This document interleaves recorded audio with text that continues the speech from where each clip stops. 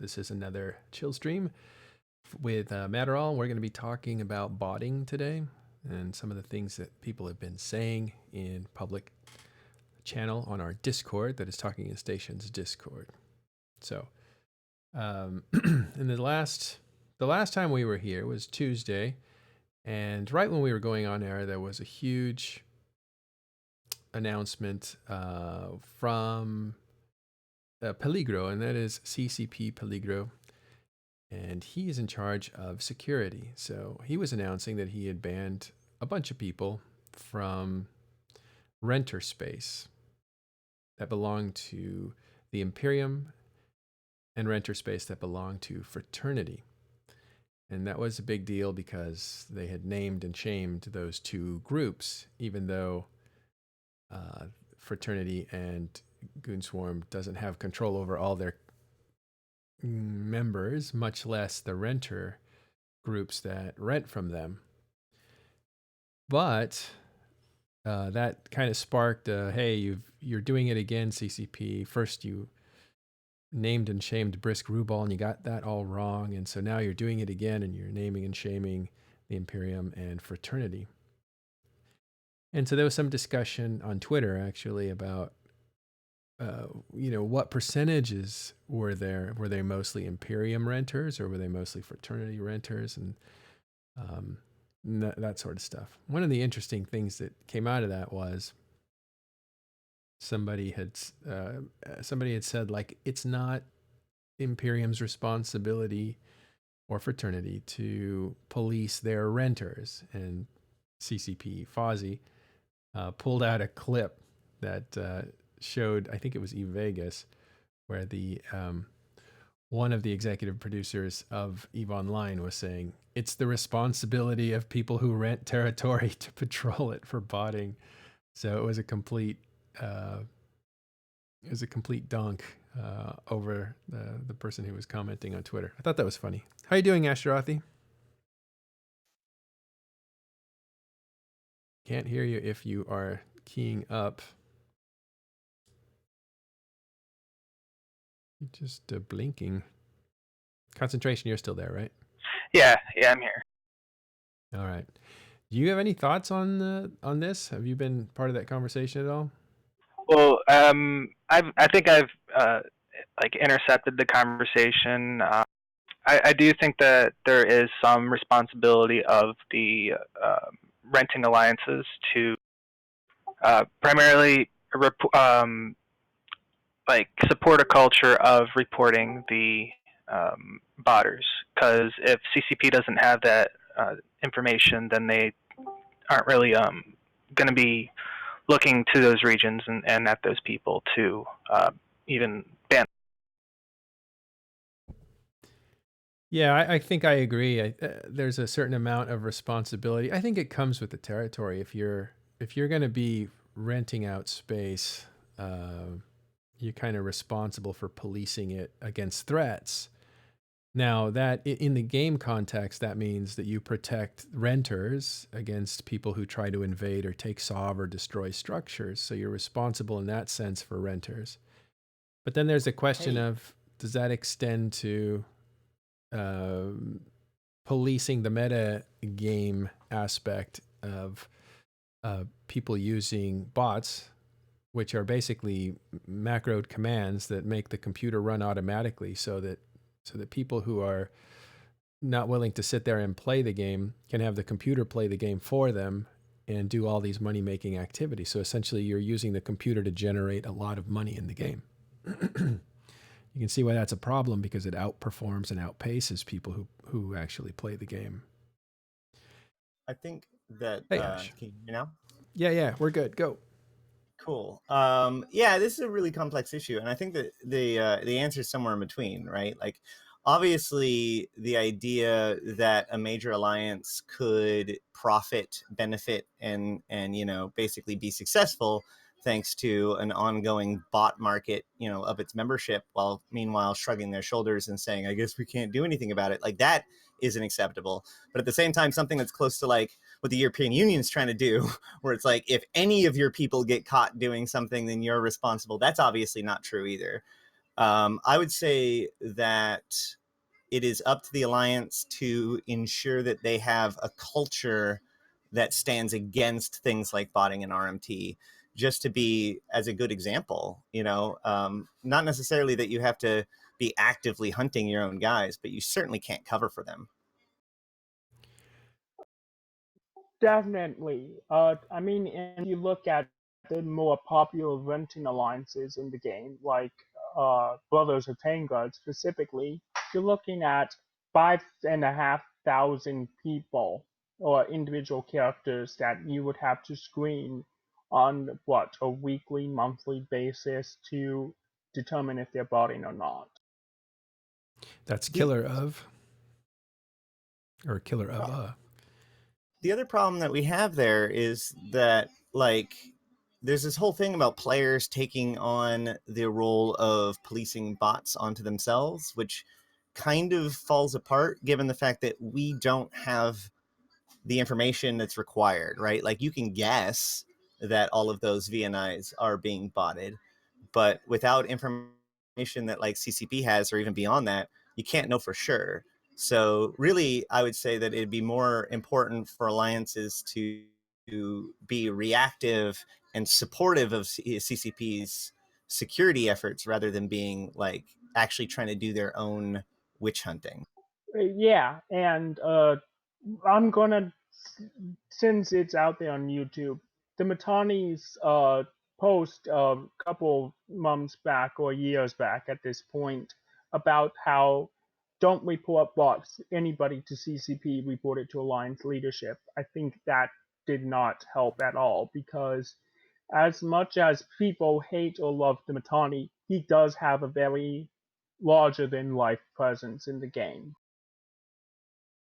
Yeah, so let's explain that a little bit. There was this has come up constantly in EVE Online, and what I mean by this is the scourge of botting has happened since 2000 and who knows 2004, 2005.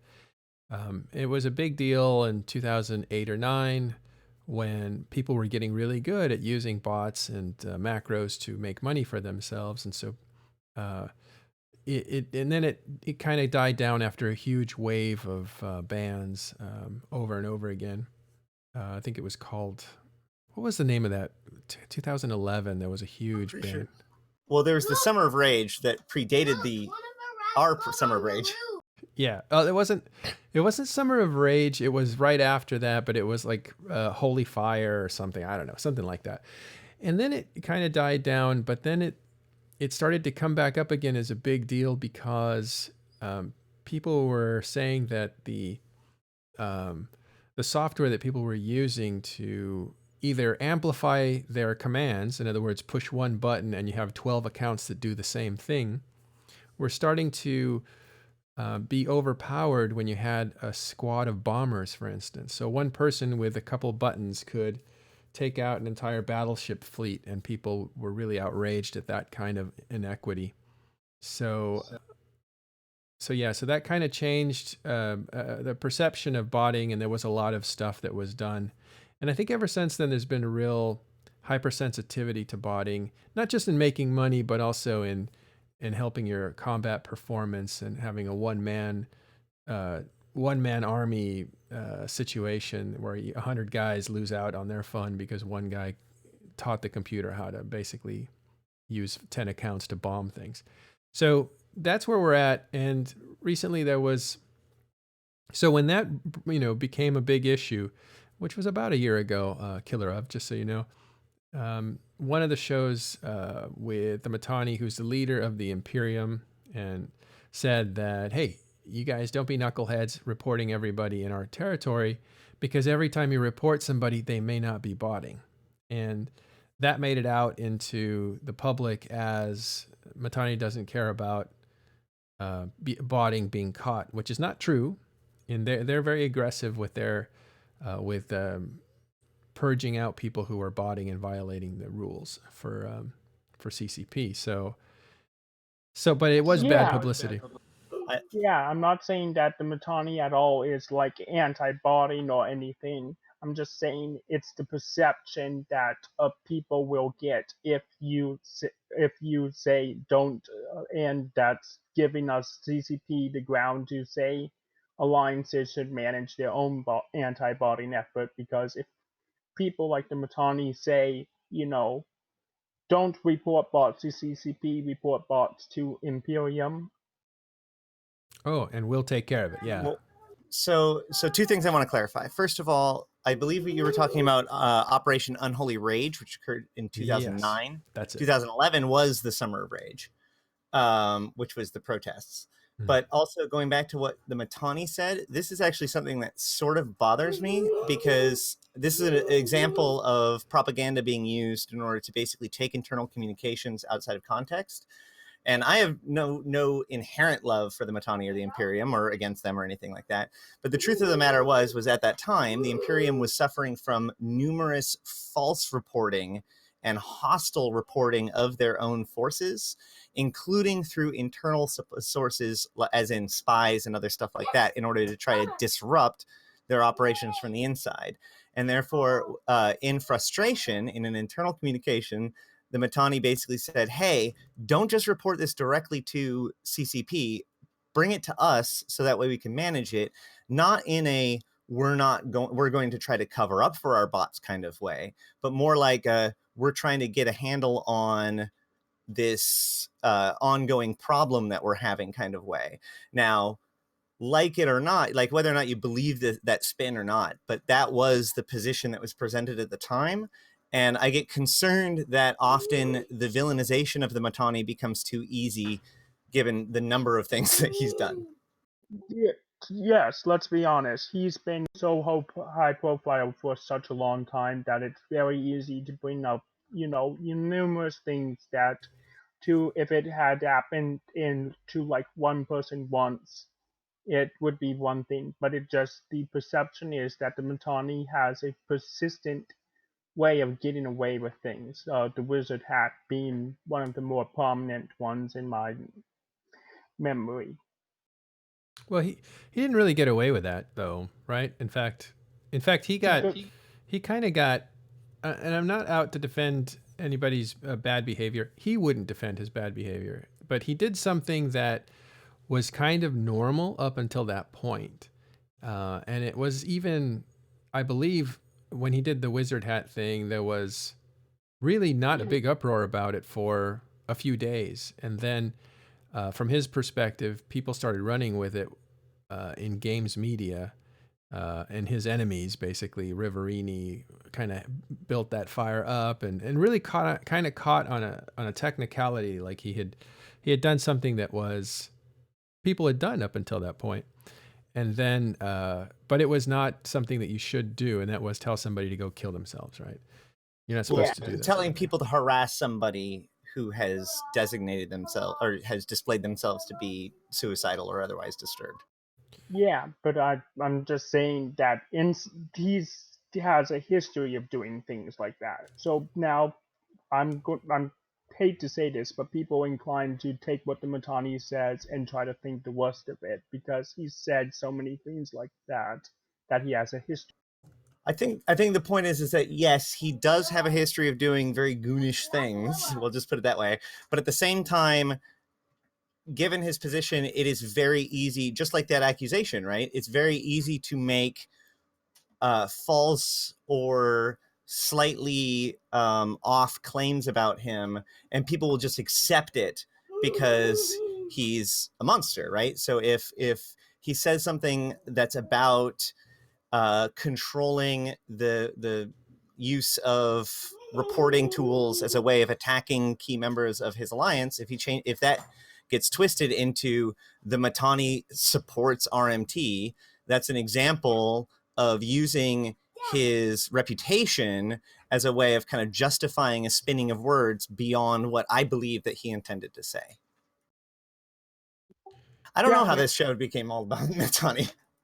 Agreed. Well, because the Imperium was called out as, hey, your renters are botting. I've banned a bunch of them. I'm going to find it right now. And so it brings that all back up, that narrative. See, please show me that, because the pie chart that I saw didn't even have any Imperium, or like, at least not obviously. Maybe I don't know This enough was about on the way that. Tuesday, and It wow. has initiative on it. Yeah, I guess that's fair. Peligro, he tweets quite a bit. I better look a different way. Let's see Give me here. a second. I'm trying to find that pie chart. I saw the pie chart. Yeah, I guess there are some secondary. So you're saying that the Imperium, like, renters or secondary groups are doing Yeah. most of the botting? Initiative, but this is historical over the last 16 plus years since alliances. This is for the 16 plus years, and let's be honest. Oh wow. Up until like shortly after Delve really started going, everybody thought PL and was the big safe spot, and so was XIS Shadow of Death. So, in my opinion, it seems like a lot of the big chunks of the chart were the people who were at one point or another considered the power holders of the game. So historical, what we're looking at here is historical graph. Let me fix my monitor there. Yeah. Historical graph of permanently banned users based on their affiliations. And so the big slices that you can see there in blue, Shadow of Death is the biggest one, which makes sense. Those are always rumored to be the, the botting and farming capital of EVE Online were the Russians. And it was, whether it was true or not, we never knew, but there was a lot of rumors of that. And it's has 13% of all of the permanent bans. And Solar Citizens and Solar Wing, I think those are three people were the longtime holders of the drone regions before, what was it, Hard Knocks and Shadow Cartel Yeah, good kicked point. out. Solar Fleet was the main alliance, and then their rental group was Solar Citizens, and Solar Wing was an offshoot, like kind of military part. Oh, okay. But if you look at those three major slices, that's Shadow of Death, Solar Citizens, and Solar Wing, those are all Russian groups, right? And that is Yep. roughly a fourth of the entire pie. And then interestingly, bots, Brothers of Tangra, are in there. And that's NCPL group. It Brothers Tangra and I think Northern Associates. But then again, I think Brother Tangra and Northern Associates are in CMPL respectively, and they've been around for a very long time, historically speaking. And, back before the rear jump changes, I think it was when they implemented the jump fatigues. It was, everyone feared the PLNC super fleet that could get across the map in, 5 minutes flat and hammer you. Right. So it was, and that should be noted that Brothers of Tangra was really in the same area that Solar Citizens was in Shadow of X Death. So it's the same area, the drone regions where a lot of botting had gone on. Basically, people don't go there to PvP; they go there to kind of settle and farm, for money, basically. And It's traditionally been a really good place to be left alone. yeah, exactly. And Northern Associates was also essentially in the same area. That was all the way from Delve to the drone regions at one point. It was the biggest empire that I think is the biggest empire that EVE has ever seen. The Northern Associates was basically under the protection of Northern Coalition, essentially, and Nulli Segunda. I think, to be correct, I think Northern Associates is Northern Coalition specific winter group, while Brothers of Tangra is PL specific. That's actually not completely accurate. Northern Associates was actually N3's rental group, but Nulli Segunda's rental group, I forget what it was called, was blown up by basically the guys that founded Snuff. So when they dropped all SOV, it was all picked up by NC Dot to take care of it because Nulli demonstrated it couldn't. So Northern Associates was N3's rental group essentially because it was also protected by Nulli Segunda and Cult of War and Gentleman's Agreement. No, it was the old alliance called what is it, Tertius or something like that? I don't To know me, what that is. But let me finish this up. So Northern Associates was basically, and it had been around for like 2 years. So 6% is about right where it should be. Whereas Greater Western Co-Prosperity Sphere, I think if that's still around, and I'm not sure it is, I think it is, it's only been around half the time that Northern Associates was. So that might be growing. And Fraternity has been around a lot less than either of those two. So that's already at 5%. So that's growing. The one that's really interesting, Matterall, is Circle of Hell, which is the youngest one on that. That's skill use. That's 2% already, and they only were founded as an alliance in mid 2018. Are they Inner Hell's rental group or something? No, they are Oh. skill use rental group. Oh, interesting. Again, drone regions. It's almost like the region itself has the problem children in it. let's be honest. I think up until they removed Outpost, most people, when the drone region became under siege, they would just dock up and stay docked up for a couple, while they fought it out, and then whoever the new owners were, they would figure out how to join them. Yeah, they just turned around to the new overlords and said, "How much do I pay you? I'm staying here." And Skill U just went, "Yeah, fine, pay us this much." And they went, "Yep, yeah, cool." Yeah, so everybody's taking the money, but nobody's taking the responsibility. If I remember correctly, the drone regions have historically been considered relatively poor. So most organizations don't want to like come in and formally exploit it, which has left it a good place for things like bots, which can exploit otherwise relatively poor environments that just require raw time to access. Yeah, you have people who are loyal to either the alliance that they're renting from, or they're loyal to the space that they're renting.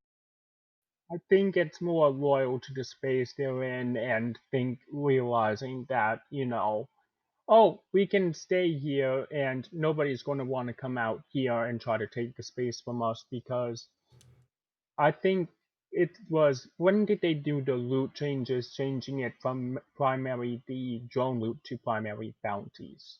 That up until that point, drone loot was, trash most of the time. Yeah, so let's explain that a little bit for people who weren't around. And that was probably a change that came in 5 years ago or so. It was 5-6 years ago. It's called gun mining. And what you could do in drones was the rats or the non-player characters that you would destroy would drop minerals. And so the minerals would then allow you to refine them, and so you were mining essentially, but you were blowing ships up to do it instead of mining rocks. So it was called gun mining. So you could shoot things and pick up the minerals, and that was pretty lucrative.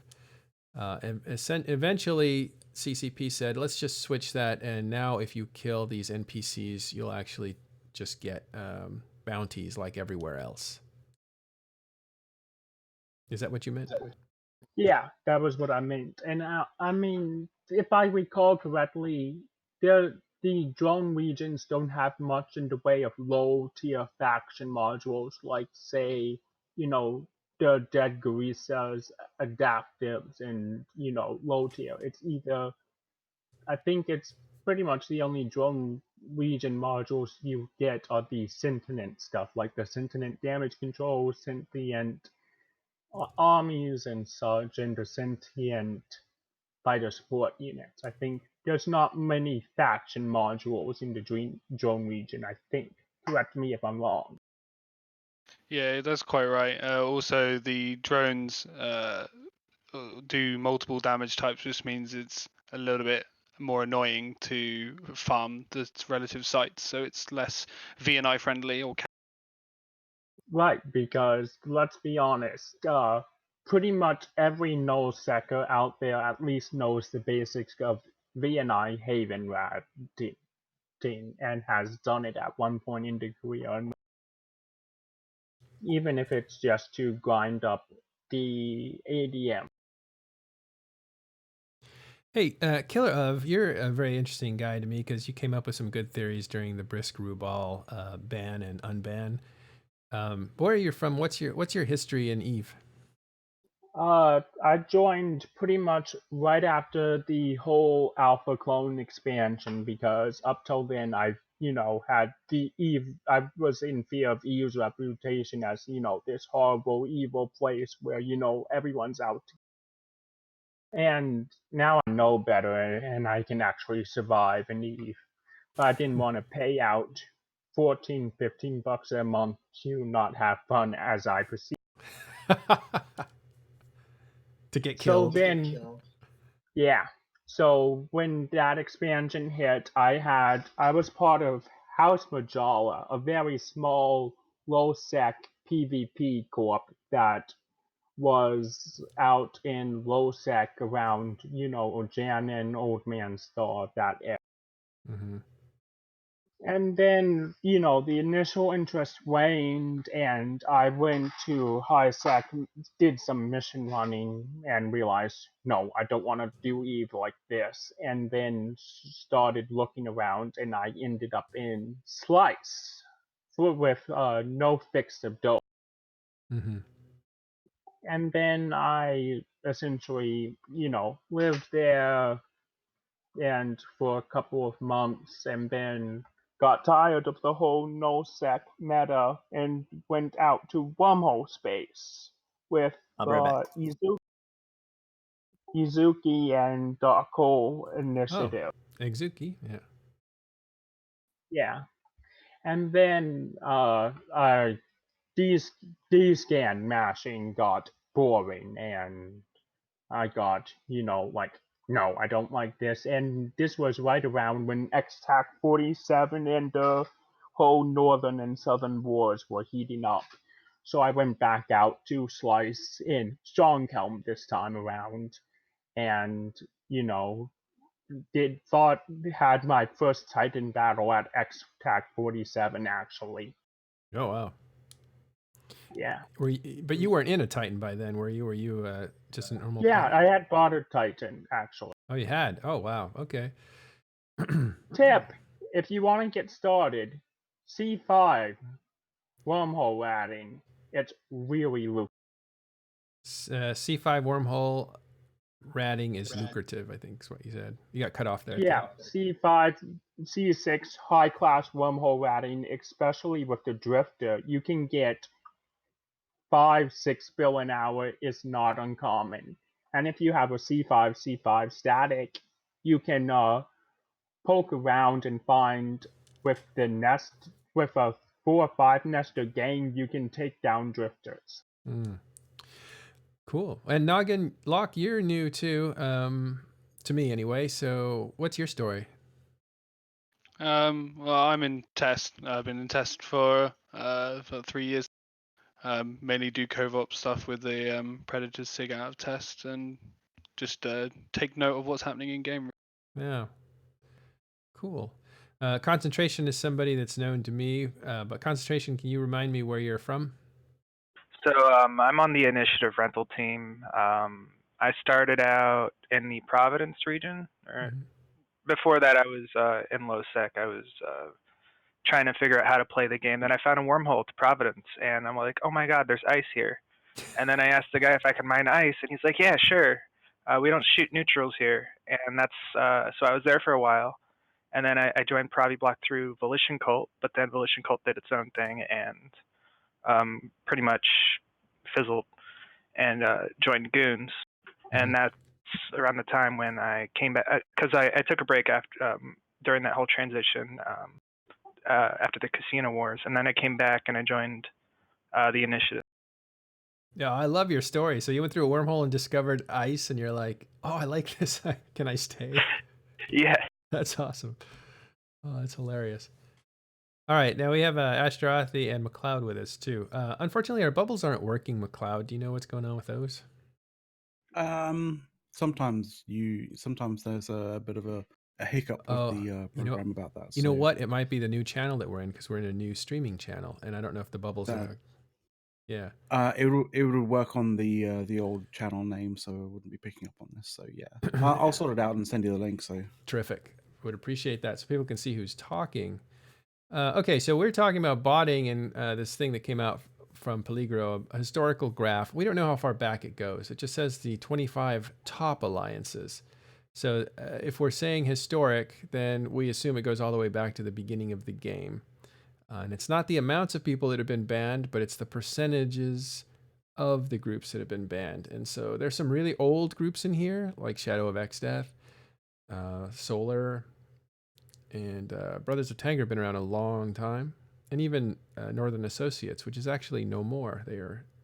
They are actually gone. That was the rental group in the south. In the north, it's called Rate My Ticks, or RMT.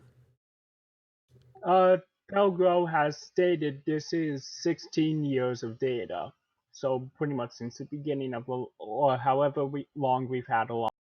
Yeah. And I don't know if it's been stated, but these are the banned users. These aren't the banned initial, like the banned account. Yes, I believe it's user, but I don't know if they mean accounts or not. And there's a There was difference, right? actually- The accounts are the characters, and you can have 3 characters. Sorry, there's 3 characters per account, and a user can have 1 account, but a user can also have 10 accounts. So the difference between banned accounts and banned users is CCP is out to kill a certain account because it's doing something it shouldn't be, and the difference is that they can also target a user, a player, by their IP address and say that player, whether he has 1 or 10 accounts, we don't want him involved in this game, so he's out. Different thing. Yeah, but let's be honest, CCP is probably not able to nail the actual user, the majorly botting users, because I'm willing to bet that the majority of the botters in the game are the same people living in probably an area of the world where if playing Eve and botting Eve to them actually earns them more money than they can earn working in their country. So that's an interesting point, and that's one of the big deals about real money transactions, or RMT, they call it.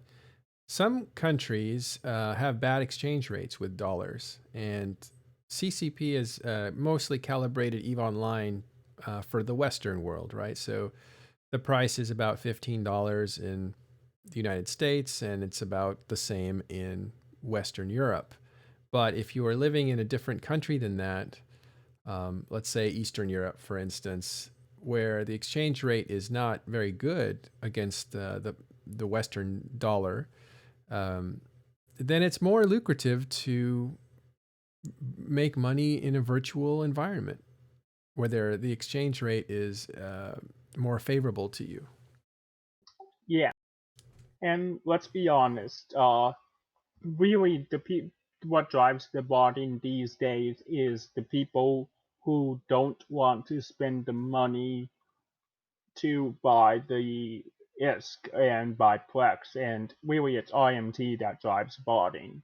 And I think we're in a self-sustaining cycle now because Plex is up to what, 2+ bill, and so now some people are looking at it and saying 2 bill for Plex, and they don't have the what, $15-20 a month to subscribe, and they can't buy the Plex. So to them, the cheapest option available that works for them is to RMT. Right. That's how they're able to make. And like that's the only way they can find that they can play the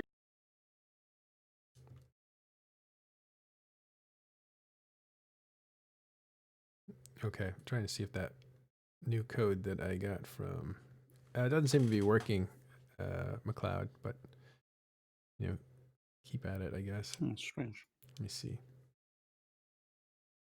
Yeah, I think that exchange rate question is or thing is really interesting, and it's much more incentive to do it in other countries, since coming up with $15 plus the exchange rate to play EVE Online might jump you up to, who knows, $20 a month.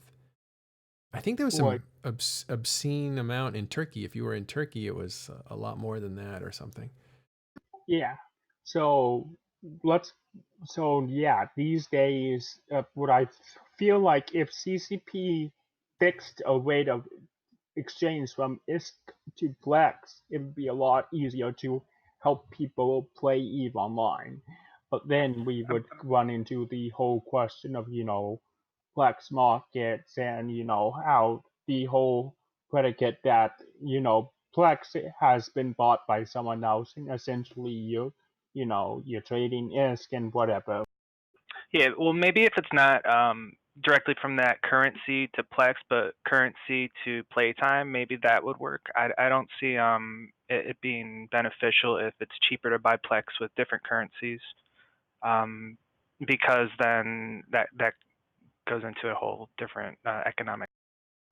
I think that we are vastly underestimating the power of the following logic. I need to have a large amount of ISK to be competitive in EVE. CCP has made it so that the best ways to make ISK are both boring and repetitive and algorithmic based.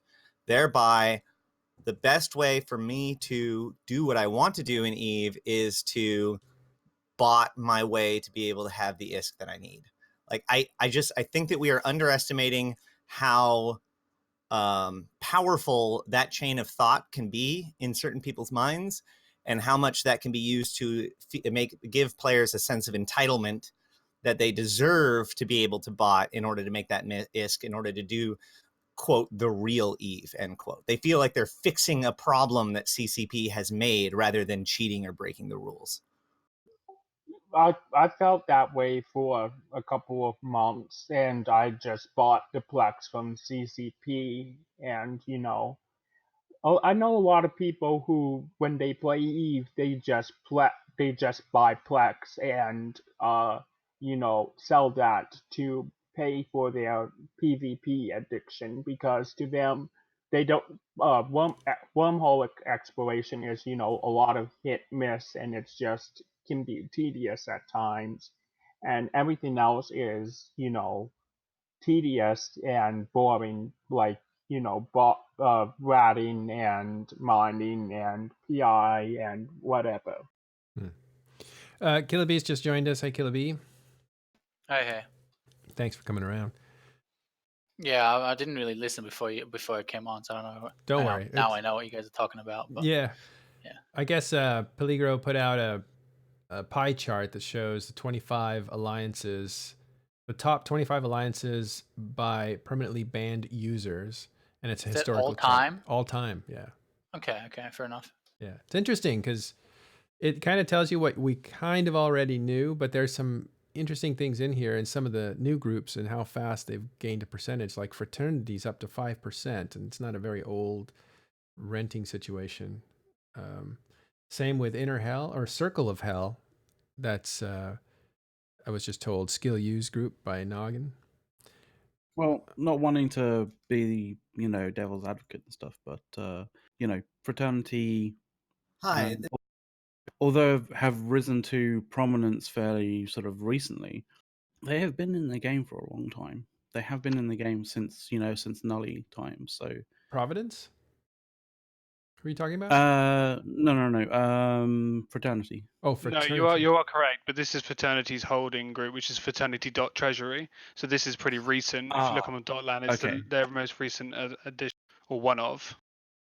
Yeah, my bad then. That's all right. We can look up how old they are.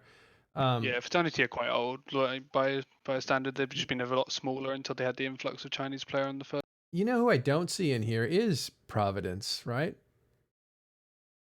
But Bobby, I really think has never been a good place to bot because of their whole not red, don't shoot. So it's very easy. That kind of weeds out the bots pretty easily, because you're not going to be secure, because sure the reds will get reported in local, but nobody's going to attempt to kill them. Right. Unless they target Bobby residents. Wait, you mean we've figured out how to solve botting? We'll just need to go to not red. Yeah, shoot things. Yeah. Concentration. Did you say you were a rental manager for Initiative? Yeah, I'm on the interview later with Artemis about it.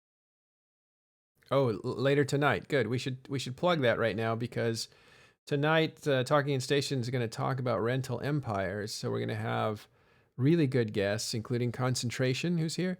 We're going to have Lady Scarlet, and we'll have Sadus from the Imperium, among others, I believe, talking about how they manage large groups of people. And this will obviously come up because it's a hot issue, is how do you actually take responsibility for people using botting in your territories.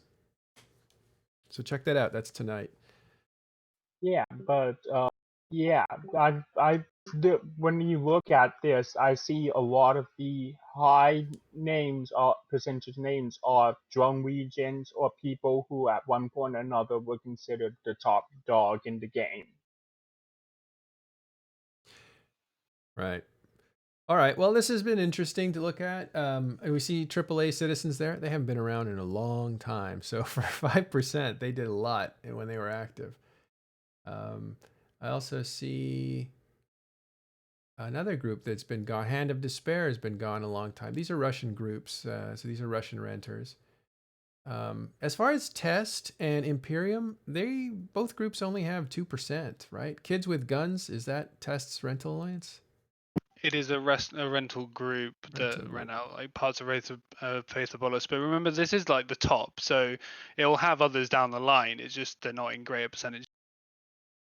Yeah. Let's be honest. It was only in the last 2 years or so that Imperium and Legacy really rose to the top of the game. It used to be, NCPL Superfleet as the ruler of the game, which explains the large B Brothers of Tangrub percentage. I bet these days it's most of the bots are drone regions or NCPL with the whole jump changes, you can have little empires. Well, also, the Imperium was staunchly against the concept of renting until after OTEC was broken up. So they were one of the last people to join the concept of rental empires. Yeah. I mean that may be true, but I know Initiative Associates has, before I even got involved, they were Tenerife queries. So that was multiple years ago. We are on that's over 16 years. I think your superiors jammed your signal because you broke out right when you were about to say something. Oh shoot. Yeah. So the Initiative Associates, we were at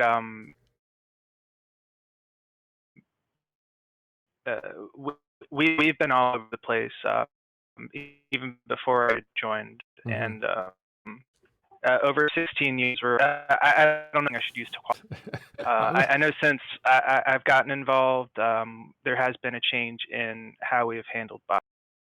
Yeah. It's kind of funny. I think Sister Bliss is jamming your signal. We heard some of that though, so you're good. I was gonna say he shares a connection with Sister Bliss because right, you guys using the same service. Let's be honest also that Imperium controls a lot of people in a very small space, so they kind of, constantly fighting for anomalies. Is that much of a thing down in Imperium space, like Delve and Fountain?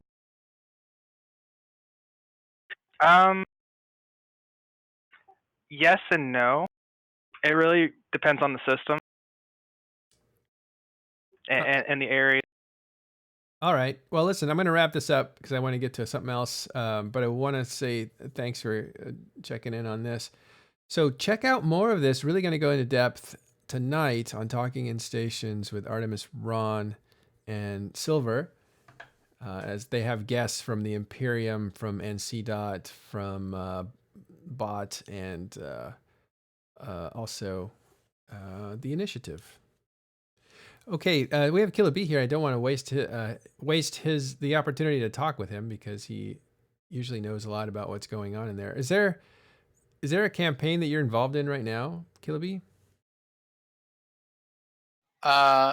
Not really. I mean, so Incidot is deployed 2 drones at the moment. There were two. Well, it was one. It started out with just one goon sig, and now it's two that are deployed to UM1, which is low sec close to. Well, I wouldn't say close to drones, but it has a very nice connection to drones through some very large regional gates, and they have started harassing some of our rental space. Kind of fitting to the topic. Nice, the other nice side of segue it. actually. Yeah. This is what And they're so fighting for. yeah, sort of. Yeah, we moved down and started intervening with some of it. The spire is like by the time we got deployed, the spire was already like done. So we kind of just dropped the spire, sort of.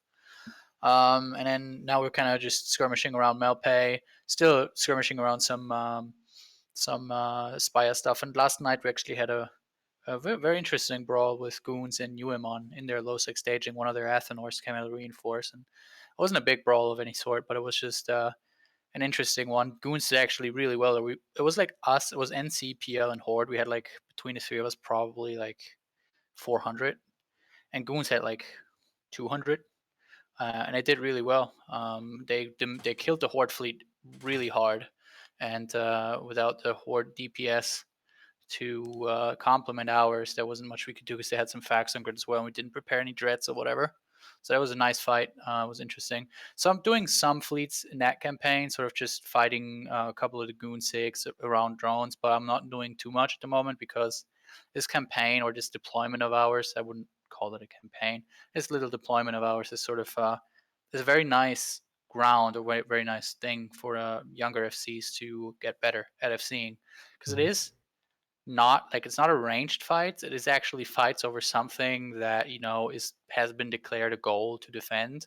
But the enemy FCs that are forming up for these kind of times, they also not it's not the best goon FCs that are forming these fleets to do these timers. So it's a very nice environment for younger FCs to practice in. So I've been letting our new FCs do most of the stuff, and I just log in when I feel like it every now and then, run a fleet, and then hand it off again, sort of. Yeah. Obviously, I'm watching, and if anything urgent happens, I'm going to step in. But at the moment, there's nothing too sick going down. Yeah. Do you know who the FCs are for the US and the EU time zones on NC side? Or Well, it depends. Like we have multiple ones. Yeah.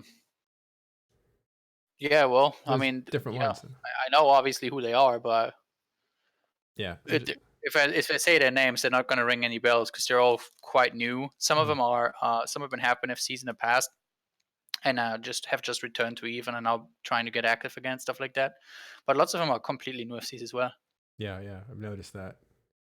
I didn't know if there was like a campaign commander or anything like that. No, there's no real campaign commander. There's nothing. Like I said, it's not that big of a campaign at the moment. Although Init have a really big alpha op today at 1800, which is in an hour. Oh, really? They even made a picture for it. Yeah, they even made a picture for it. Like they posted it to the members to They get do the that hype all up. the time. So that wait. was interesting. Where are they going? Where's it going to be? Well, we don't know. Like that's the thing, right? Like that's the interesting part about it. It's like at least I don't know, but there's all these timers that we checked with like Horde, we checked with PL. Is there any timers you know about? We asked Try if there's anything going on in Pure Blind, and all of them said no. Although knowing our associates, there might be some timer that just nobody knows about. That happens every so often too, where it's like, oh look, there's a Sotio anchoring here. Nobody knew about this. This is weird. But I don't know. Like we'll see what happens. Probably nothing too interesting. They try to do it under the radar so that NC doesn't say anything, and they end up getting caught. Well, yes, that's the thing. Like, there's even corps and NC dot that think it's a smart idea. Like, if we don't tell anyone about us deploying the Sotio in this random system, surely nobody's gonna find out. And then, like a day later, goons and whatever, everyone that's close to us were at the time. There was actually something like that a couple of months back, and back then goons were still deployed to Hakonen or something. One of the goon six, anyways, and they formed up, right? And we're like, what are goons forming for? What's happening? And then they bridged into a system in Tribute and just like because we knew where their fleet were, we then sent a sec out there and we were like, oh look, they're shooting a Sotio nobody knew about. So yeah. We have very good corporations in NC dot all the way to the bank. Yeah. All right. Well, we have some. That was the that was a Sotio that never actually generated a kill mail, right? I think that's the one. No, I don't think you guys killed that.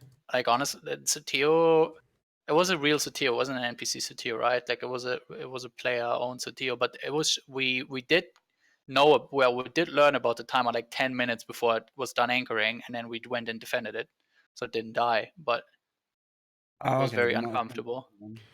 So I put up timerboard.net, which is a website you can check out. It has all the timers in Eve, I believe. And I don't know how they Yeah, get this information, but It's via ESI. it's okay. So It's a public information, so it's 100% accurate, 100% foolproof, completely metagamable. okay, so I'm looking in an hour, the Spire, you have QQGH, but that is, what is that? It's first of all, it's TCU. TCU. Nobody Yes. gives a shit about. Yeah, nobody TCU. cares about that, right? And also number two, there's no way that for some random TCU Inspire anyone would post a big up about it. Like I see. So you already looked at this list. There's one keep star in the Spire, right? And that's in the system of L7 tag something. Right. Hoping that they change the character shit back to 3 characters. Hopefully the hyphen is gonna be accepted as a character again. Please. Oh my god, what just happened? I'm not sure what you're referring to, but it sounds funny. Well, it's because, yeah, probably because, you don't really type systems in game a lot anymore, but you used to be able to just type M-tech-O, right? You would type M, then the hyphen, the tag or whatever, the dash, and then O, and it would find the system on the in-game map, but it doesn't do that anymore. Oh, Because no. CCP changed something in the engine where the hyphen isn't recognized as a character anymore, and it's incredibly inconvenient now, so we've really asked CCP really hard to change it back so that the dash or whatever is being recognized as a character by the search engine, so you can just type. Nobody knows, like everybody knows it's M-tech-O, right? Everybody Yeah. knows it's B-tech-R, but what the fuck are the numbers or the letters after that? Like that's just because for like 6RB. forever, right? Forever we all just recognize the first like 3 characters, Right. and never like Yeah. any other. Well, the weird thing about it was, like, on the one hand, CCP is correct, right? Like, in the old days, tax didn't count as a character, and you need 3 characters. So for the longest time, you could not search for a lot of nullsec systems in that same sort of way. I actually wasn't aware that they had even fixed it, quote unquote. But apparently, I guess when they did their general search thing, they quote refixed it. Well, that's interesting. But you're right, because now the shorthand for M-TAC-O needs that tac in there, and nobody, you can't do M-O, oh shoot, what's the next letter in that system? Look it up. That's going to screw some people up. Luckily, .lan is not shit, so I just like ended up, instead of looking for anything in game, I just look for all the systems in .lan now, and it's fine. But like still, I hate it. I hope they change it back or they fix it or whatever. That was one of the things that an Eve developer told me in Vegas. I won't say who it was, but we were talking, and he's like, do you think that CCP has better tools than, say, .lan? They don't. They look at .lan too. So, some of the third-party stuff is just with one guy dedicated to making it work right. I'm not sure if that's something to laugh about, to be honest. I think it's pretty sad. It's really sad, but it was. Well, it's what it is. Let's not underestimate the development power of an entire community, as opposed to just a handful of devs that are having to prioritize which projects to take on or not take on. .lan isn't being worked on by the entire community. Yeah. That being said, right. But my point is that from the entire community, one guy rose up to do that. You get what I'm saying? But also, one of the things you do is you make software for use, and you don't always make your administrative tools for software. And I'm sure CCP has amazing tools for security and all this other stuff. But they may not get around to making their own like map database or whatever. Who knows? But my favorite story along those lines was I think it was CCP Rise, when they were working on the new AI and all of the ships for the new AI. Mm-hmm. One of the things was that they needed to make all of the ships realistic, right? And so they had to design all of the ships in Python. So actually, CCP Rise made a feature request to the developers of Python so that way they could put in something that would make it easier for him to do his job. Python, I'm sure, is a tool that he uses to do balancing and stuff. It's so interesting. So Scalding Pass has an iHub coming out in FTAC 5. I don't know what's going to happen there. And then you have an iHub in FGJ in Ethereum Reach. Ethereum Reach is an area that's under attack, and that looks like Laserhawks owns that. So it'll be interesting to see what happens. That's in 6 hours. I'm going to start looking at this board all the time. All right, cool. Last thing that we want to talk about today, of course, is CSM. You are a CSM member, Killah Bee, and you are running for re-election, right? Yeah, probably. I mean, yes, I am. I already applied. You did?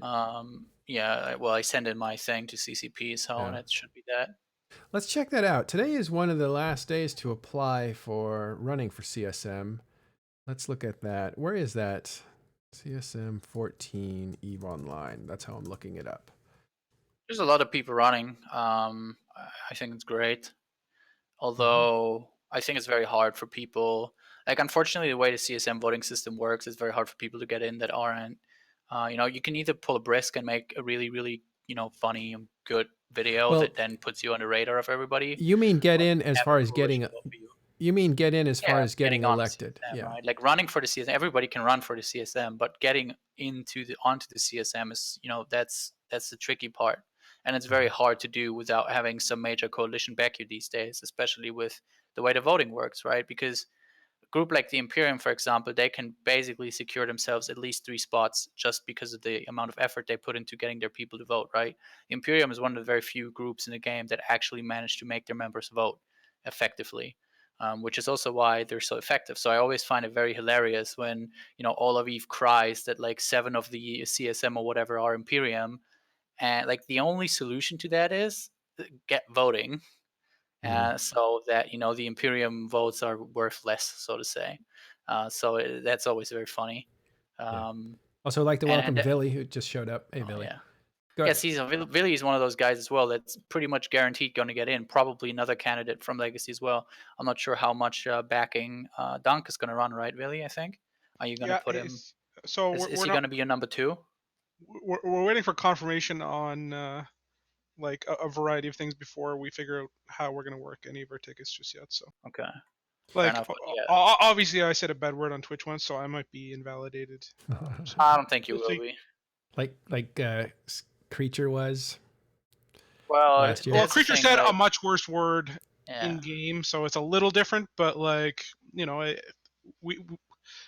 I was involved in trying to deal with CCP when we tried to like figure out what the scoop was, because obviously they didn't give us any notice. We had no time to put together a alternative candidate, so.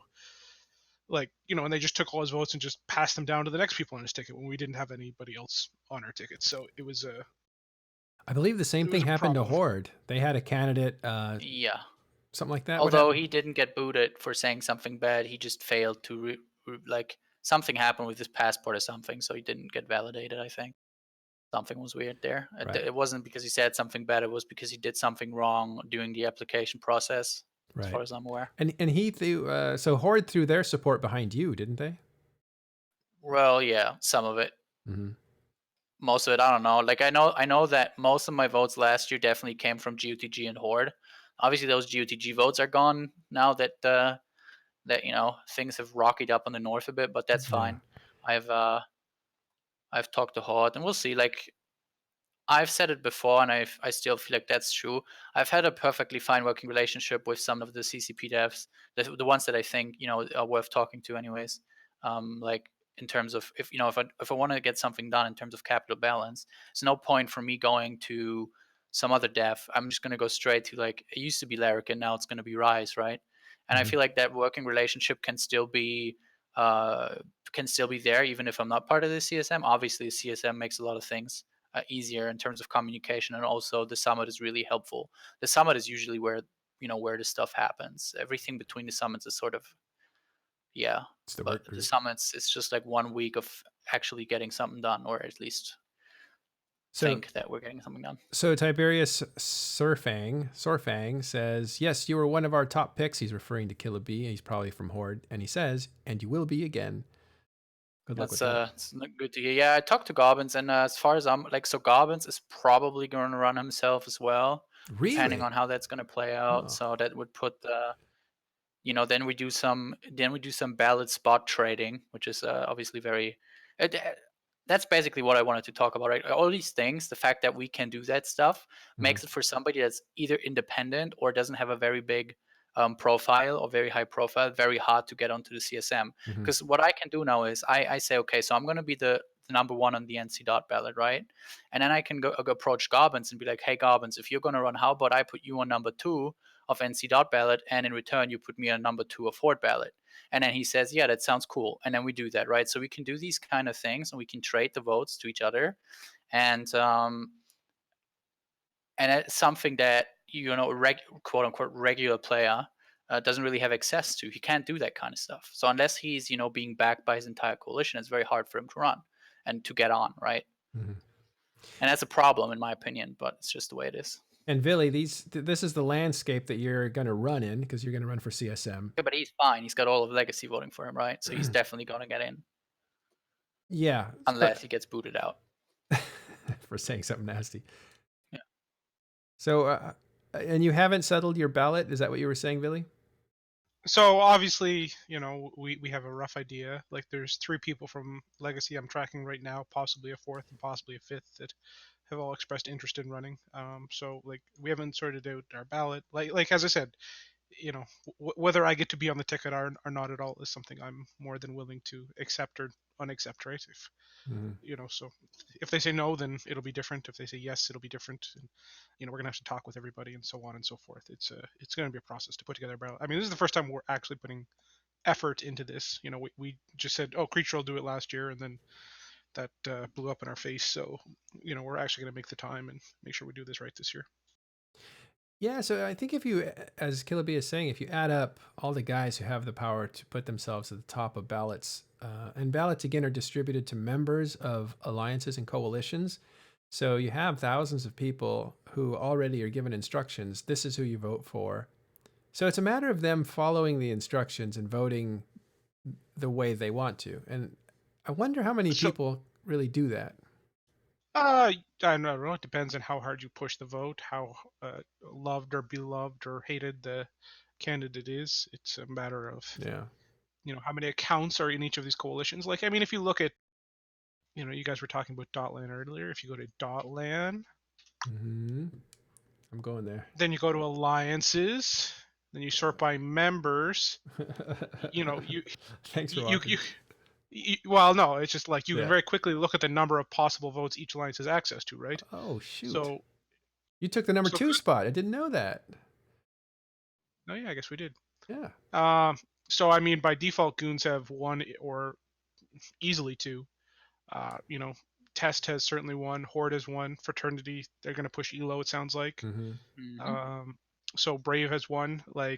And then once you get further down, number 7 in the initiative, they can push 1 if they get support from other people, and that also means that you basically got 5 slots locked up in just the top 5, I would think. And then initiatives going to be a 6th, Goons probably get a 7th, Test probably maybe combines the rest of Legacy for an 8th, and obviously that hasn't even touched NC Dot, that hasn't touched Skill U, that hasn't touched anything, right? So and then Steve from HiSec. Yeah, so that's what I'm saying. It's like Steve, and it's like all the 0-0 candidates, and that's why it's a very hard environment. And it's really hard because there's many people from NC Dot running as well, right? And they all approached me beforehand. They said, "Hey, Killah, I'm gonna run again. I'm gonna run as well this year for CSM. Is there anything you can tell me? Can you support me in a way?" And it's like, I'm really shit at campaigning. I have never really campaigned. That's not the way that I approach the CSM election. I'm not planning on trying to get a lot of votes from outside of my block, basically, because I don't think I have to. And what am I supposed to tell them? Like, I know that, and it's going to sound really rough, and some people are going to call me a dick for it, but that's just the way we work as a coalition, right? Like, I'm not going to put some random NC guy on number 2 of the NC ballot if the goal is to get me on at least, right? And I have to give up the number 2 spot, for example, to Gobbins to make sure that I get the votes to get in. Then I'm still going to do that, even though Gobbins is not in our alliance, right? and it might seem more logic to put all your guys on the ballot first that you have running from your own alliance, but that's unfortunately not really how we think and how it works. And that's just how it goes, right? Like it's unfortunately the way that the system encourages us to play. Yeah, it's called horse trading. So like from my point of view, like at minimum 8 of the 10 spots are going to nullsec entity. Yeah, 0-0 blocks, and that's luckily. I'm really happy that Vily is running. I'm really happy that Elo's probably gonna run and get in as well, because that's gonna sort of broaden the spectrum of, at least, I know it sucks for every other sector of the game, but at least it's gonna broaden the spectrum of 0-0 blocks that we're gonna have represented on a CSM. Because right now it was literally just me, Sword, and then Goons, right? And that was just at the start of the term, it was 2 blocks. It was just the North and then Goons, and then now it's 3 blocks because the relationship between PanFam and the Dead Coalition has obviously gone a bit downhill over the last couple of months. But with Legacy having somebody on, and FRT having somebody on, it's gonna make the 0-0 spectrum a lot broader. Unfortunately, probably none of the other parts of the game are going to get anyone voted in. It's interesting to note, like, just a second there, Matterall. Yeah, go. I put a lot of work campaigning and really like getting out the vote, policy this, policy that, when I ran for CSM and CSM 2, and I didn't get in. I was like a third alternate or something because I had no block backing. I had like a very small little alliance with me at the time, and I just back then you actually had a chance to do it that way, but now it's like just block vote, ta-da, done. And it's a very different system than it used to be. Yeah, so in our chat, check out some of the numbers, I think, from last year. Fandor76 posted them. I find the number curious that Exuki from Wormhole Space, I believe, got more votes than the judge, but the judge got in instead of Exuki. It's kind of interesting. I think the way the voting works, if somebody falls out, not necessarily the next person in line gets in. It's a formulation that happens. So the way they did it with Creature when they removed him from the ticket last year was that when they removed him, they put all of the people on his ballot second as his first. Mm-hmm. So if Timmy was, it was Creature, then Timmy became number 1 on all those ballots. But since we didn't have anyone on our ballot for number 2, it just went to random people. Yeah. Well, very interesting. So I think that a lot of people do vote ballot because they're not necessarily up on who's who.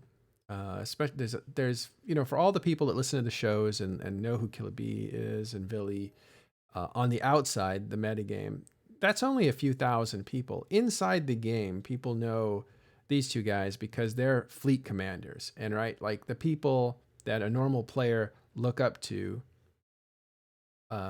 those people are the ones that look up to Vily or Killah Bee. So it's like a long way up. So they're just going to vote, I think, for the people that they know on their ballot. It's just an easy way to do things. You don't have to think, you just do it, and you're doing your duty to your group or whatever, especially if your group's at the top of the ballot. Now, well, like Goons have especially have shown that it's important to have full ballot, a voice representing your concerns on this council. Mm-hmm. And we've seen with some of the recent decisions in terms of SOV and modules and all the rest that if you don't have a voice, it's that much more possible that dumb fucking decisions are made. So it's important to be there to at least try and tell them that this is a bad idea. Well, like what bad decisions were made before nullsec got involved, in your opinion? Before nullsec got involved, or like before recently, you mean? Recently, let's say, or any example of what you're saying. The new Sino-jammers? But we did have nullsec representation, and those Sino-jammers went in anyway. Yeah, but the current nullsec representation is not... They're not up to it. That's why you're running. Well, no, like listen, like the goon candidates are like what? Aerith, Judge, like who was the other one? Innominate. Their industry, IT, new player experience, and the judge, whatever he represents. Yeah, that's pretty much it. Yeah, and like this year we're looking at a CSM with myself, Killah Bee, Elo Knight, like a variety of people who like. It's important that like the fleet mechanics of this game get a like not just a say, but like a serious voice for a change. That's a really interesting point that I hadn't put together. So like the FCs are coming in saying, hey, you guys didn't do this jammer thing very well. You need some voices that know large scale warfare. I'll be honest, man. When the jammers came up, I literally told them I want to see how they play out, and then we need to change them after. And the problem with that is right that CCP always they promise you, we can we'll change totally it. Yeah. put them in. Yeah, we can put them in, and we'll totally just look at them after 1 or 2 months of them being in the game, and we can which word do they always use? Not tweaking. Iterate. Yeah, we can iterate on numbers on a later stage. I'm like, okay, but it's really important that if these turn out to be super broken, we don't wait with the iteration for a half a year. We do it faster, and then this happens. Half a year later. Though to be fair, like at least to me, obviously I haven't been confronted with the jammers too much. Now that I've seen you guys struggle with them, I'm actually seeing it. Before that, there was no real conflict where they have been used in that way, in my opinion. Right now, I think at least for me personally, this whole thing with you and FRT down there is the first time I'm really seeing you guys, the jammers in effect. Yeah, but it was very predictable that this was going to be an issue. Like I could have told you the second they said 5-minute jammer onlines, and damage caps on fucking Sino jammers and so on, and like Sino jammers in jump bridge systems, like and fucking Sino jammers on keep stars, like thing after thing after thing. It's like, oh, Jesus Christ, CCP. Didn't they say it was going to be instant, and then? Yeah, originally it was supposed to be instant, I think. It was originally it was going to be an instant off, and then people complained, and they were like, "Oh, okay, we'll change that. Don't worry." Yeah, there was an anchoring timer. Ridiculous. Yeah, from 30 minutes to 0 to 5 minutes because of complaining. Yeah, there was an anchoring timer, and then there was an but the onlining was free, and so people were concerned that they would like anchor 5 or 6 of them and then just flip them on as they needed. And that was before they were even used. And then you had the same with the gates where they were like, yeah, let's Titans and Supers through. And everyone was like, what? No. And they had to backtrack that before they even came out. So there's a lot of changes that happened before they even reached it. And now we're seeing them in actual use. It's kind of just knocking your head against a brick wall and not being able. Imagine jump gates being Supers and Titans being able to take them. Holy shit. Like every time we travel, the other day I traveled from our staging in drones to P3X, right, which is in pretty much dead center of Malpai, and I went to a timer in Pure Blind where the French guys FXR were fighting Tri over a Fortizar. I went from drones over to Pure Blind within like 10 minutes or 15 minutes using the jump gate network we have set up. It is ridiculous how much you can move around on a map, and I love it at the moment because I'm the one using it. I'm sure that whenever I'm trying to fight somebody or offensively attack somebody and it's being used against me, then I'm going to hate it. But, that's just the way it goes. We can, like, through our jump bridge network, we can go from the furthest spot in Paragon Sol to the furthest edge of like East Dementia, which is Detroit, which is normally 50 jumps, and we've set up our jump bridge to be able to do that in under 10 minutes, like with a scepter. Ridiculous. I like it, to be honest. I really do like it. It really gives you an advantage of holding space, but it's really powerful, yeah. Well, it's the roads through the Empire that your troops maneuver on, but 10 minutes is pretty fast. No, you're right, absolutely, because one of the things I've always kind of focused on with Legacy's, what would you call it, footprint has been our road network. So from our original Fortizar network to now our Keepstar network, and now our jump bridge network. Which actually was more programmed than me, but you called that it's incredibly. Go ahead, sorry. It's incredibly. Go ahead, finish. Incredibly important. Like the roads you maintain determine the strength of your empire to a degree in terms of both military strength and logistical capability. The walking wall. What is that? So the walking wall was, I just called it Operation Walking Wall. It was the deployment of 5 Keepstars all along our eastern border. Let me stop you right there. And that's something I want to point out to all EVE players is that the FCs and the people who make things happen in the game don't name wars generally. They name campaigns, and it's a different thing. Go ahead. Right. Or operations, yeah.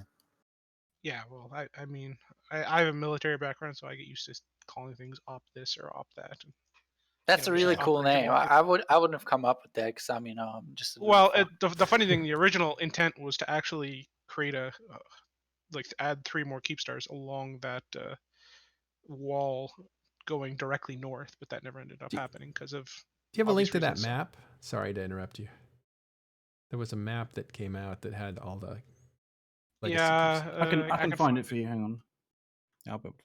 Sorry to interrupt you. We're talking about Walking Wall that Vily was talking about.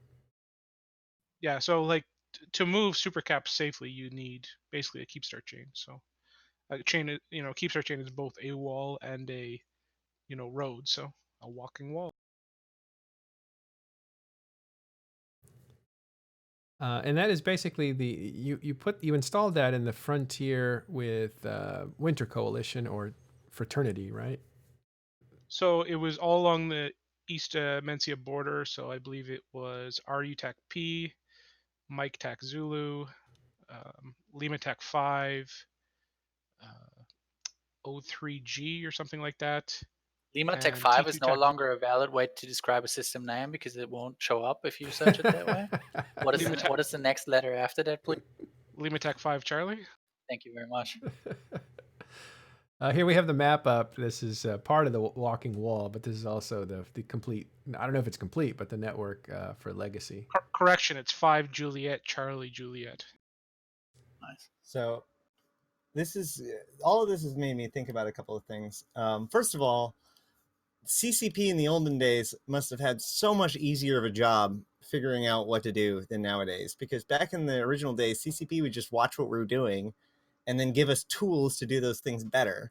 But if they do that now, like everybody freaks out because it's either too powerful or not powerful enough, or it's helping my enemies or whatever. So every little change has these super nuanced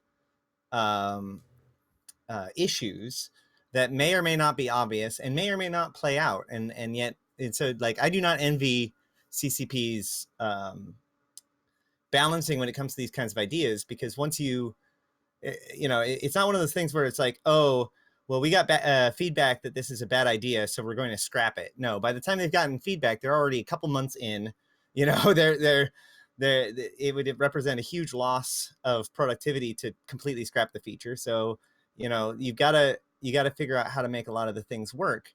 The thing that I wonder the most about these jump bridges in particular is that, the idea of like the city or the roads within the empire, like all of that makes total sense to me. And in fact, the idea of it like making that navigation too easy, that also makes sense to me. Like if you are powerful enough, strong enough, and rich enough to develop a universe spanning bridge network that you can defend, then there's a certain amount that I think that you deserve to be able to maneuver like that, because you have built this extremely vulnerable situation. That being said, if the balancing there would be how vulnerable is that network, right? Yeah. It's okay if you can go from one side to the other in 15 minutes if somebody can disrupt that in such a way that it may be difficult to detect, or it may be difficult to respond to, or it may give you more things to have to focus on at any given time and divide your energies. If that comes out of it, then I think it would be well balanced. I think one of the aspects that people are sort of starting to realize is it may be that these flex structures are a little bit too defensible right now. By the way, when I look at this, Vily, I'm just super proud of you guys for, in 2018, building all these roads inside your empire. I think it's fantastic, because you really just got settled January of 2018, if I'm not mistaken, or was it 2017? 2018, right? Something like that, yeah. Yeah, and it wasn't really a very peaceful time for them either. They had to fight somebody at the entire time, basically. So yeah, Yeah, I it's mean- Well, something. I especially enjoy. Somebody made the comment in one of the threads the other day. They're like, we're just trying to add more blues or something like that, and like test has been like basically the primary content driver in the entire game for almost the last 2 years. Like it's always us starting shit. Like, and sometimes wars start off this shit that we start, but like almost everything that's happened in the last 2 years has been based in some way or another off of what we've started, or the fights we've picked, Absolutely. or the fights people have picked with us, right? Yeah. It's we between myself and ProGod, there's just no lack of desire to go do things. It's just sometimes the ability. Not just in the last 2 years, though, because if I remember correctly, one of the most celebrated and looked fondly upon wars of yesteryears, the Fountain War, if I remember correctly, was originally initiated by test shenanigans. Yeah, but like 2013 test is very different. Yeah. And That's fair. Very different. I'm just saying, like, you have a history of being the guys that are making the crazy stuff. No, well, to be Goonswarm fair, like started in that one. history, contained, like I was the guy like putting the boot on Test's neck in 2013, so it's not really like So it's Vily. fair. All right, that's all funny. right. No, yeah, because it was Goonswarm that initiated that, or Vily against Test. But now, and this is what makes me really happy, because we called Test the most influential alliance in EVE last year, organization last year, and we got some flack for it because people were like, "Wait a minute, it was Goons that were in 9TAC4, and they obviously were the most influential, and so people thought it was a bad choice." But I don't think so, because I thought you guys were the most dynamic on multiple fronts, and I think the Battle of UAL X is one of the most, I still think it's underrated, but one of the most important battles of the last 5 years. I mean, since BTAC-R, I think. Yeah. Well, with the recent buff to Dreads, I'm still sad about like the 600 we threw away in that fight. But Was it really underrated? Is it underrated? It's underrated in that everybody talks about 9TAC4 or BTAC-R. UALX lost us like all of summer, basically for us, went southwards with UALX. Like that was literally the fight that ended the whole the whole thing was over with UALX basically. Yeah, and I know exactly. obviously it did span on a bunch of time after that, but like everything that came after UALX, like X47, like none of these fights mattered as much as UALX. We lost all of that because of UALX. Yeah. In my mind, anyways. Well, I think the media hasn't picked up on, and may not for a while, how important that fight was and how dynamic it was. I mean, that's just because the media. I don't want to say something, that I'm going to get later, but media is just a bit stupid sometimes. So it's whatever. Yeah. I wouldn't base off what's happening in EVE and what's important in EVE based off what the media reports on, because we did see that whole $1 million battle shit, which turned out to be genius by ProGod, but obviously completely blown out of proportion. And it's just, if you can make something sound really fancy and get a lot of upvotes on Reddit, then you're going to make it into the media and probably make CCP change the game while you're at it as well. So there's that. But that's really it has its place. It has its place because it was the first time that a full-grown, mature legacy was going against, NC, PL, and everything with the Titans out. That was the big colossal possibilities, but it fizzled under the pressure. The system fizzled under the pressure of all those people and assets. But ULAX, I think, was a big deal because it really showed. I think it showed Test's ability to survive and some strength, and everything else. I mean, you saw all the stuff that came from it afterwards. And for me, as a test member, UALX was the time where it mentally challenged most people in tests, and especially our FC team like Vily here, who basically stood up and said, this is where we stand, and this is what we've been working towards, and if we fail here, then X, Y, Z, and if we win, this is what's going to happen. And we did what we had to do, and we won to a point. So, we did what we needed to do in that day, and I think that was the greatest moment for test since we moved down to SR. It's one of those things where most battles are won or lost on ISCOR nowadays. And if you look on paper, we lost the ISCOR in that battle, but anybody with any common sense knows the battle was not an ISCOR battle, right? And it's... You all know, Skill, you are the real winners of ULX. Skill, you're pretty good. Follow Capcu's So, post. So I've got actually a piece of news that's not related to any of this. Okay. If you guys don't.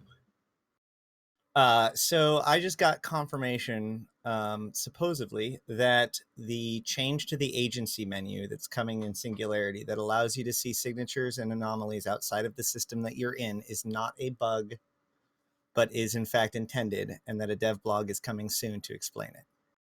What do you mean? What that means is that players will be able to use the agency menu to see signatures, cosmic signatures, and cosmic anomalies that are not in the same system as them. So you'll be able to see systems up to 10 jumps, if not further away, and what signatures, at least the number of signatures that are available in each system. Yeah, they used to be unknown unknowns. Now they're known unknowns. Well, when you say cosmic signature, what do you mean? Like wormholes? Anomalies, which are not scanned, and signatures, which are scanned. Both of them will now be available in the agency menu to see things outside of the system that you're in. Right now, you can only see the anomalies in the signatures that are in the same system as you. You can't like filter the agency to look at somewhere else. In the new agency, you'll be able to see the signatures, i.e. the scan sites, and the anomalies, i.e. ratting sites, that are available in every system within range. So what does that mean? What that means is explorers will no longer have to search for stuff. You'll be able to see where explorers have been because signatures will be cleared out, and we'll be able to more easily identify ratting areas because you're going to be able to see what areas have tons of anomalies. I'm sure there's other applications to this. I mean, it's a huge intel change. It's quantity, well, you can tell who's ratting where by dotland, so that's not a big one. But basically, the explorer thing would be pretty big. Basically, what it does really is you can have the agency open, right? And if you have a big crab space, and you can just leave it open, you can see, oh look, a new sig just spawned in that system, and you can see it basically region wide, right? Instead of having to actually have a character in that system to see even new signature spawns that might be a wormhole, that might bring a wormhole gang in or something. You can now just have one guy watch the agency and be like, oh look, in that system 5 jumps away, a new sig just spawned. Let's go check it out, see if it's a wormhole and somebody's coming through maybe. Right. Also, it's like a wormhole scanner. Also, if I'm an explorer and I find a wormhole to nullsec, normally once I get to nullsec, I kind of have to get my bearings and start hunting around for signatures and trying to avoid the enemies. This will allow me to know where all of the signatures are nearby as soon as I land in the nullsec region. I don't know, man. All I know is that a lot of explorers are incredibly upset by this change. Why would they be upset? Yeah. In the same sort of way, I mean, like this is the same, but on a totally different scale as like the changes to scanning that came in Odyssey, right?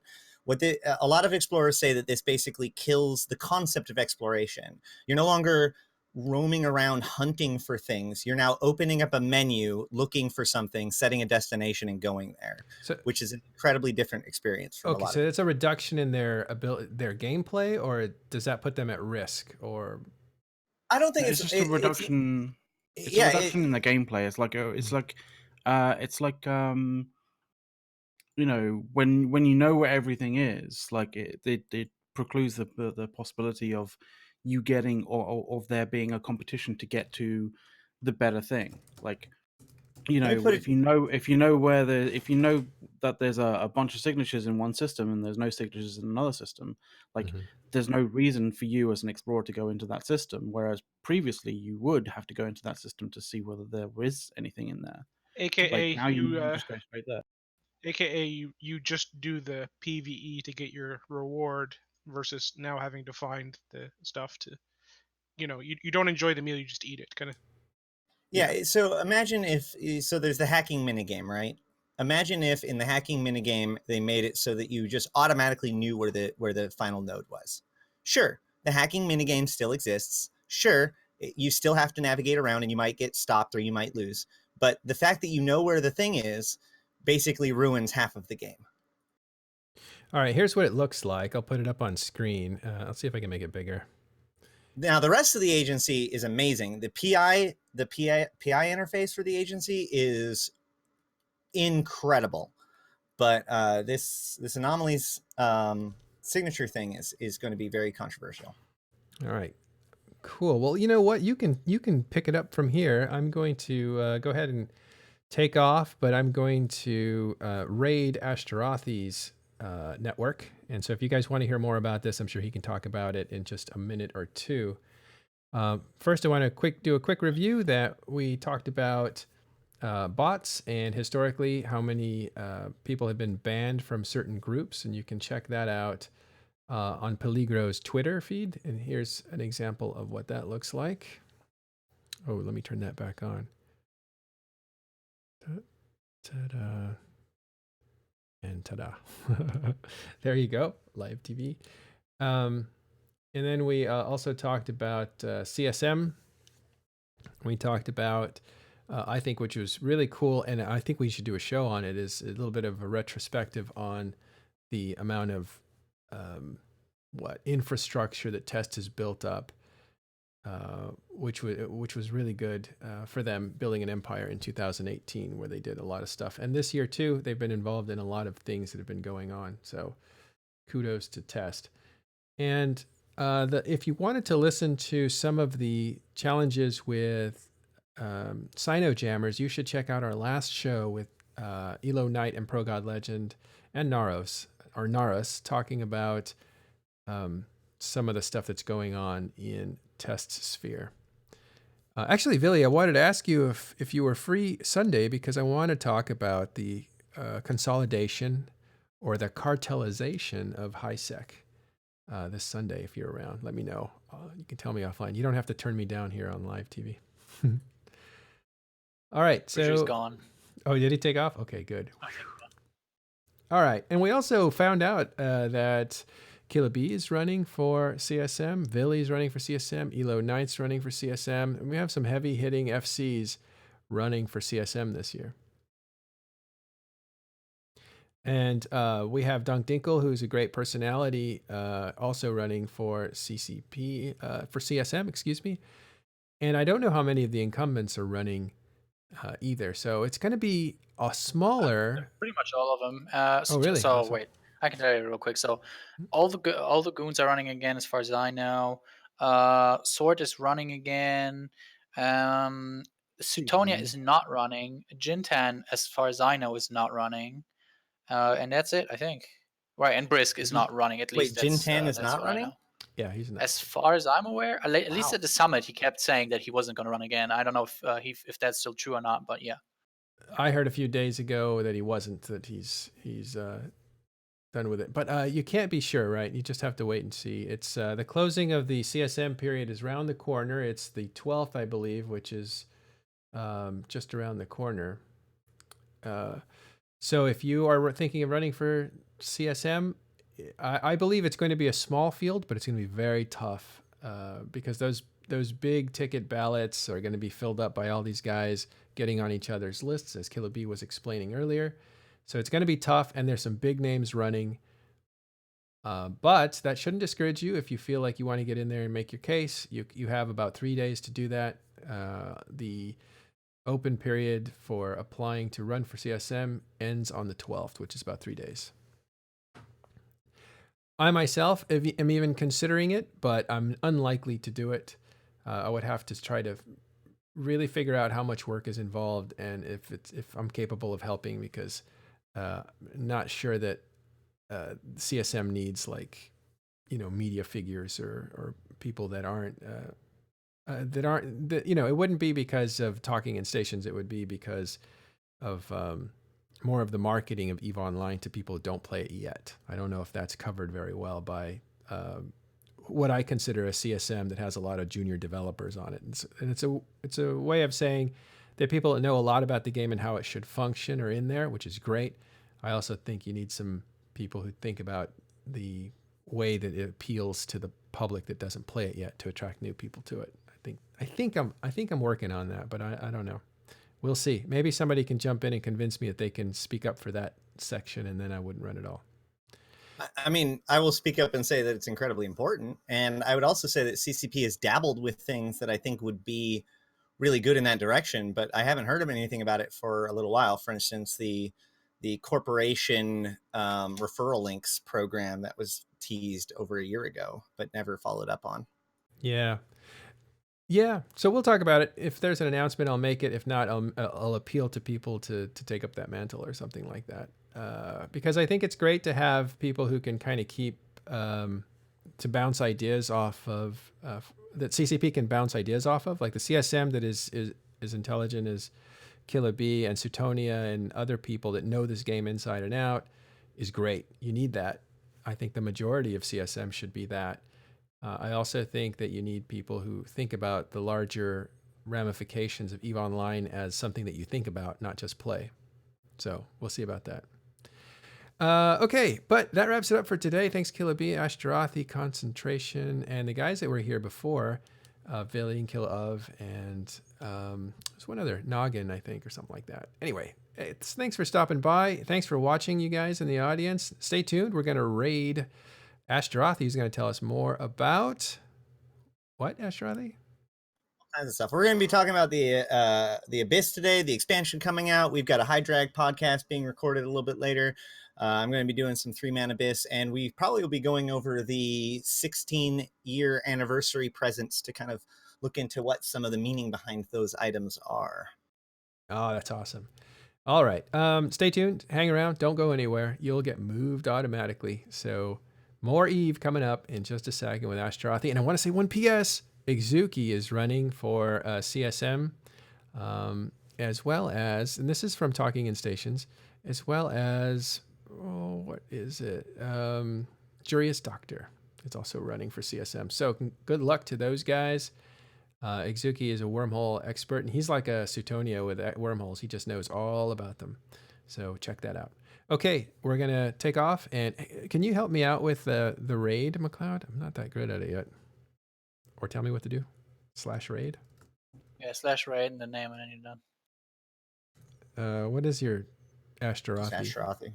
Yeah. I'm going to dump them on the wrong people, but let's check it out. Yeah, there we go. All right, guys. Enjoy more EVE Online with Ashtarothi. We'll see you next time. And tonight, don't miss Talking in Stations. It's going to be a really good one.